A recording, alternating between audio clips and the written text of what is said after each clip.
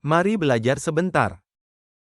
Kita akan belajar tentang ilmu ekonomi makro, yaitu tentang kebijakan fiskal dan kebijakan moneter. Ini merupakan tugas mata kuliah ekonomi makro Madya, yang dibuat oleh Asep Matin, mahasiswa program Pascasarjana Agribisnis Universitas Siliwangi. Tayangan ini bersumber dari tulisan Dr. Suparmono dalam buku pengantar ekonomi makro. Buat kamu yang like dan subscribe, saya doakan cepat wisuda. Pada bab 8 buku pengantar ilmu ekonomi makro menjelaskan mengenai kebijakan fiskal dan kebijakan moneter. Setiap negara menginginkan kondisi perekonomiannya stabil dan mampu tumbuh sehingga tujuan pembangunan yang dilakukannya dapat dicapai, yaitu meningkatkan kesejahteraan masyarakat secara menyeluruh. Untuk mencapai tujuan tersebut, pemerintah dapat menggunakan beberapa alternatif kebijakan ekonomi yang mungkin untuk dilaksanakan, yaitu Kebijakan fiskal, kebijakan moneter, kebijakan penentuan harga, kebijakan luar negeri. Masing-masing kebijakan memiliki tujuan yang berbeda, tergantung kondisi dan permasalahan yang sedang dihadapi. Kondisi ideal yang ingin dicapai pemerintah melalui kebijakan tersebut diantaranya adalah tingkat kesempatan kerja yang tinggi dan kapasitas produksi nasional yang tinggi. Pada tingkat kesempatan kerja yang tinggi, kondisi perekonomian full employment yang mampu memberikan kesempatan kerja yang luas bagi masyarakat, merupakan kondisi ideal yang diharapkan oleh pemerintah. Dalam kondisi ini pengangguran mampu ditekan serendah mungkin oleh pemerintah sehingga masyarakat memperoleh pekerjaan sesuai dengan yang diinginkan dan sesuai dengan keterampilan yang dimiliki. Pada kapasitas produksi nasional yang tinggi, kapasitas produksi nasional yang tinggi dapat tercapai apabila seluruh sumber daya yang ada digunakan secara penuh. Pemerintah dengan menggunakan kebijakan fiskal maupun moneter dapat mendorong kegiatan perekonomian lebih besar sehingga tingkat kesejahteraan masyarakat juga ikut meningkat yang dicerminkan dari tingginya tingkat pendapatan real masyarakat. Selanjutnya kebijakan pemerintah untuk menjaga kondisi perekonomian negara yang stabil dan mampu tumbuh yaitu menggunakan alternatif kebijakan fiskal. Kebijakan fiskal merupakan kebijakan pemerintah yang dilakukan dengan cara mempengaruhi sisi penerimaan maupun sisi pengeluaran pada APBN.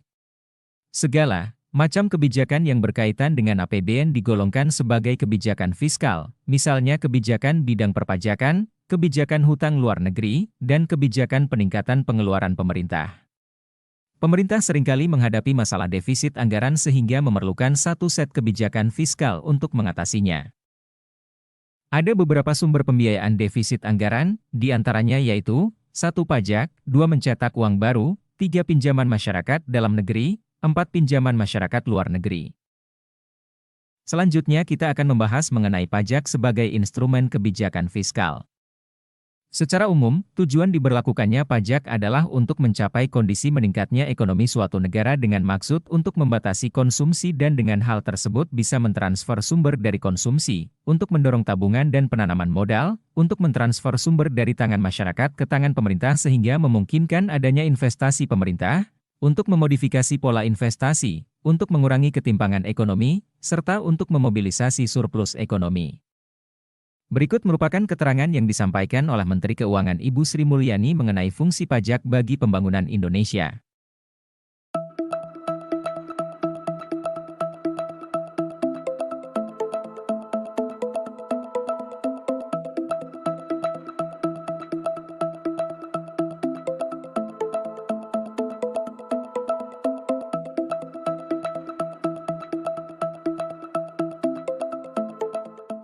Karena sering masyarakat bertanya, saya membayar pajak untuk apa? Ya ini untuk seluruhnya yang saya sampaikan ini seluruhnya adalah kita menjaga dan mengelola Indonesia bersama dengan seluruh anggaran yang kita miliki dan dari penerimaan yang sebagian juga berasal dari pajak yang dibayarkan.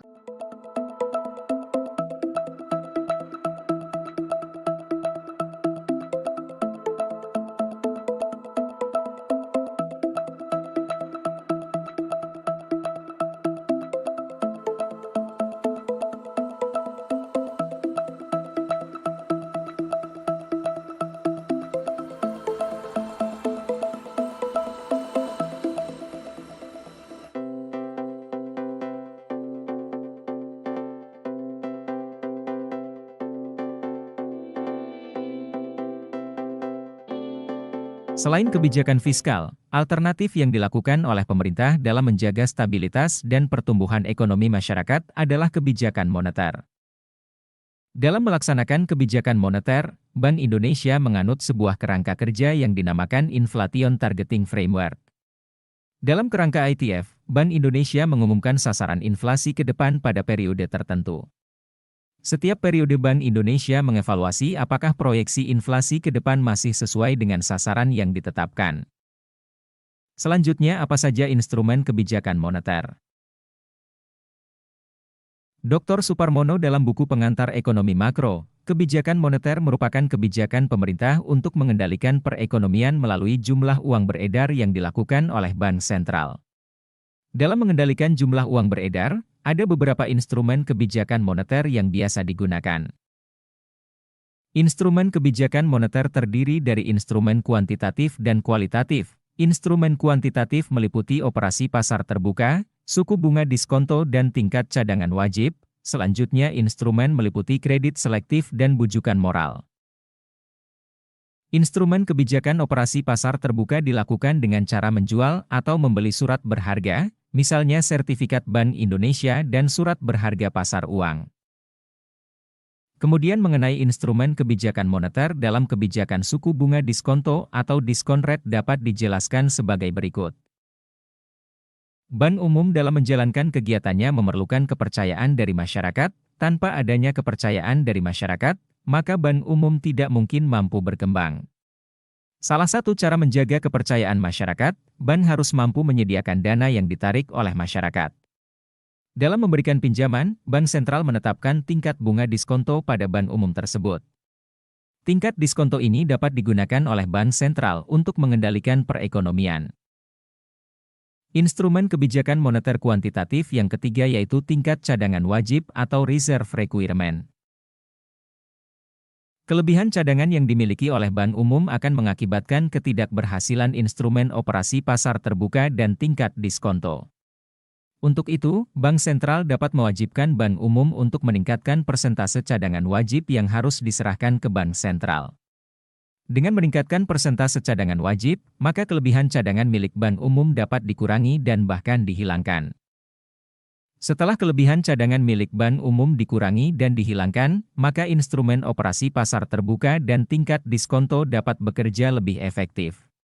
Dalam kondisi perekonomian yang mengalami kelesuan, maka bank sentral sebaiknya menurunkan persentase cadangan wajib bank umum. Sebaliknya, dalam kondisi perekonomian overemployment, bank sentral meningkatkan persentase cadangan wajib.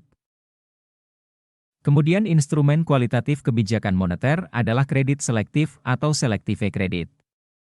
Bank umum diberi kebebasan untuk menentukan jenis dan tingkat suku bunga atas pinjaman yang mereka salurkan kepada masyarakat.